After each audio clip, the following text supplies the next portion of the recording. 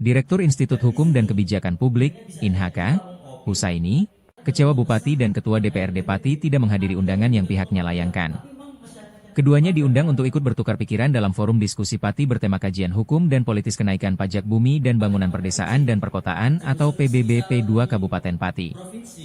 Forum diskusi tersebut digelar oleh INHK bersama Lembaga Studi dan Bantuan Hukum, LSBH, Teratai serta Dewan Kota di Kedai Perko, Sabtu, 19 Juli 2025. Forum ini dihadiri para pakar hukum, pengamat politik, aktivis, mahasiswa, dan insan pers. Diskusi dihelat sebagai respons atas polemik mengenai kebijakan kontroversial pemerintah Kabupaten Pati yang menaikkan tarif PBB P2 hingga 250%. Diskursus mengenai topik ini terus bergulir di tengah masyarakat, tak terkecuali di media sosial. Banyak warga yang merasa keberatan dan merasa terbebani melihat nominal tagihan PBB P2 tahun 2025 yang melonjak berkali-kali lipat.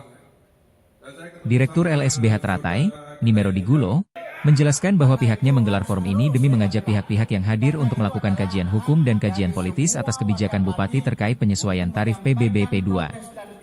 Gulo menyebut, seharusnya Bupati Pati dan pihak DPRD hadir di sini untuk memberikan tanggapan agar forum tidak menghasilkan pendapat sepihak. Berhubung mereka absen, Gulo berasumsi bahwa mereka bersepakat dengan hasil kajian yang muncul dari forum ini. Pemerintah tidak melayani forum ini. Kita undang dan kemudian suratnya sudah sampai tapi tidak datang.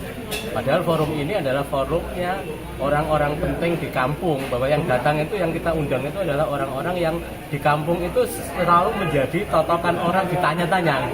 Nah, harapannya dengan ketemu sama Bupati, ketemu sama Dewan untuk kalau klarifikasi tentang kebijakan ini, supaya apa? Supaya ada pemahaman yang benar di masyarakat. Apakah yang dilakukan atau kebijakan ini kebijakan yang memang salah atau kebijakan yang benar kan?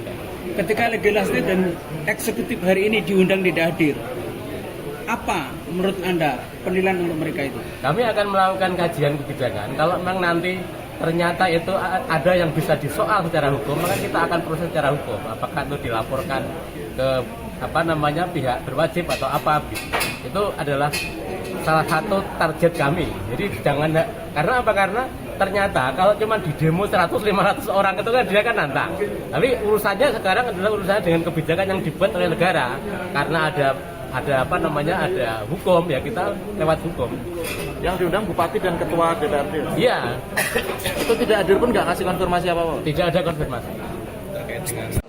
Pertemuan ini intinya adalah mengajak teman-teman untuk melakukan kajian hukum dan kajian kebijakan serta kajian politis atas kebijakan Bupati yang menurut hemat kita itu bertentangan dengan ketentuan peraturan perundang-undangan, terutama soal Perda nomor 1 2004. Karena itu kita himpun teman-teman untuk berpikir, berdiskusi bersama-sama untuk menghasilkan satu kesepakatan, hasil kajian yang kemudian seharusnya Pak Bupati datang di sini untuk memberikan tanggapannya agar tidak menghasilkan pendapat yang sepihak.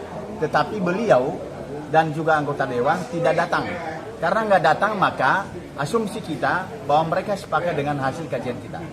Nah, hasil sementara menjelaskan bahwa Bupati melakukan pelanggaran konstitusional terutama pada prinsip-prinsip asas-asas pemerintah yang baik, ya, dan juga tentang pelanggaran Perda. Beliau seharusnya diajak ngomong di sini, dijelaskan dia tentang Perda. Makanya saya tidak jelaskan sedetail soal Perda, ya, karena mungkin pemahaman beliau itu keliru. Karena itu kita ajak di sini agar dibahas bareng-bareng. Kok bisa sampai nilainya melebihi 250% kenaikan NJOP? Ya, PBB itu sifatnya keputusan DPRD, bukan sifatnya keputusan pusat.